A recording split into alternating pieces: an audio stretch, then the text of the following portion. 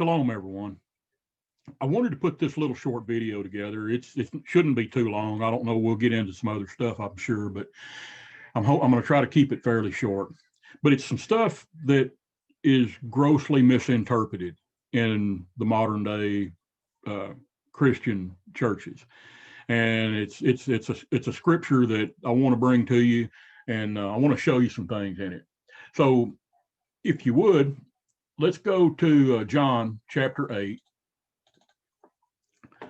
And this is where the woman is brought to Yahusha, and she was caught in adultery. So it's John chapter 8, starting in verse 1. It says, "But Yahusha went to the Mount of Olives. Now early in the morning, he came again to the temple, and all the people came to him and sat down, and he taught them." Now, this is something that I want to bring this out. So he is actually teaching in the temple. Okay. So we know that, he was a Jew or Yahudim. And then, he was teaching the Jews. So, here again, he's teaching in the temple. It says, "Then the scribes and the Pharisees brought to him a woman caught in adultery. And when they had set her in the midst, they said to him, 'Teacher, this woman was caught in adultery in the very act.' Now, Moshe in the law commanded us that such should be stoned. What do you say?" Okay, now let's go to Leviticus 20 right quick. I want to show you something here. Leviticus 20, verse 10. Okay. It says the man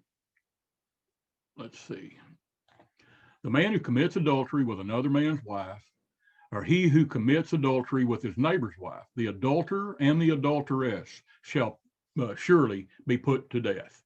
Okay, so now, if Leviticus, if in the law, it says that they're surely to be put to death, and then here, this woman was caught in adultery.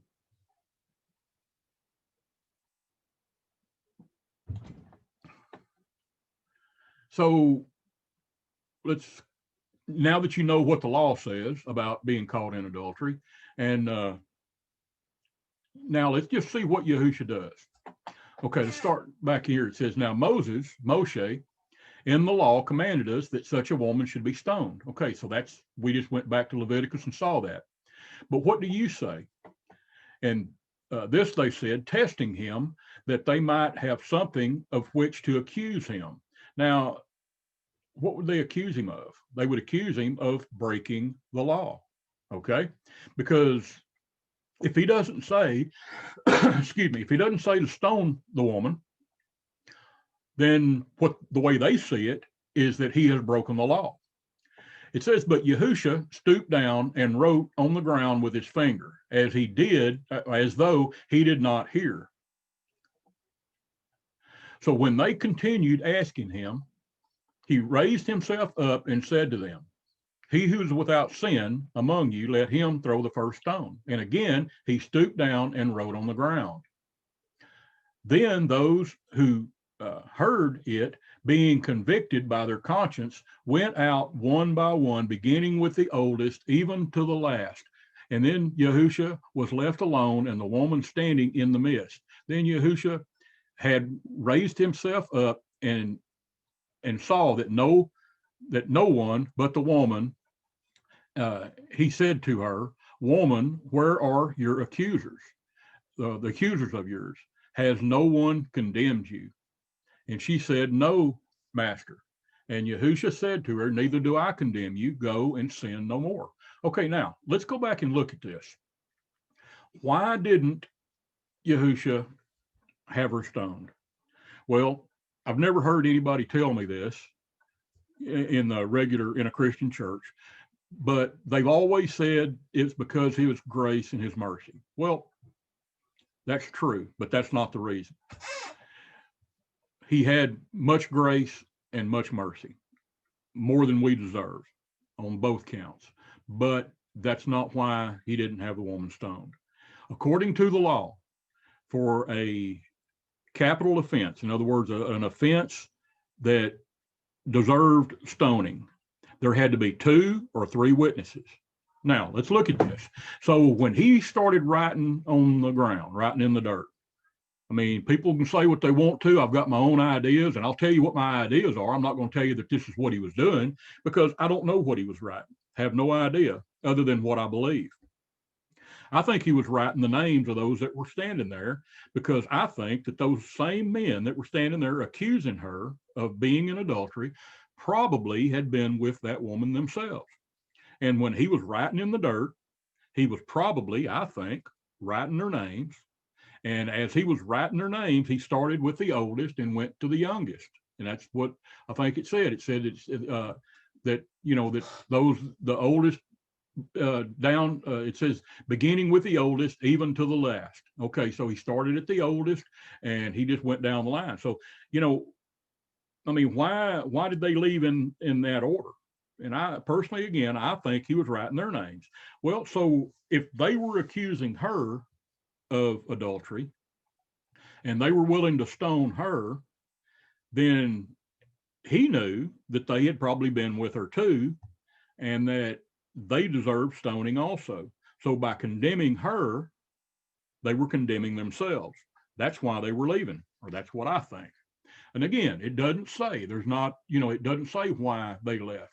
But the fact of the matter is that after it was all said and done, there were no accusers. Well, if there's no accusers, then you can't deliver a capital offense crime or a punishment to the crime. Now, did he know that she was in adultery? Yes, he knew, because what did he tell her? He said, neither do I condemn you, go and sin no more. Well, he knew, and basically he wasn't an eyewitness, but he is a witness, okay?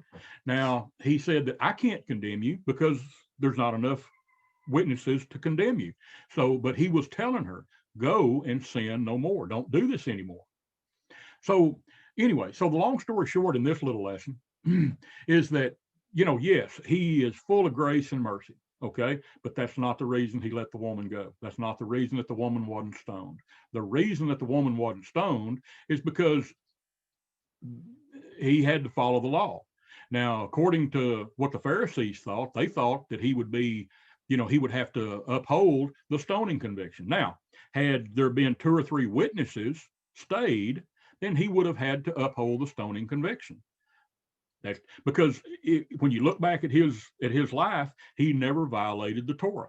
Okay, now here he would have violated the Torah had he said that not to stone her, but he wouldn't have done that. Okay, he would have not violated the Torah. But the thing that they didn't know is he was just a whole lot smarter than they were. He knew what was going on. He knew what they were doing, and he knew each and every one of them, just like he knows us. He knows our heart. He knows everything about us, and he knew everything about them. So anyway, long story short, he did follow the law by saying, turn the woman loose, because there were no witnesses. So anyway, that's pretty much it in a nutshell. And if you have any questions or comments, leave them in the video, and I'll see you next time.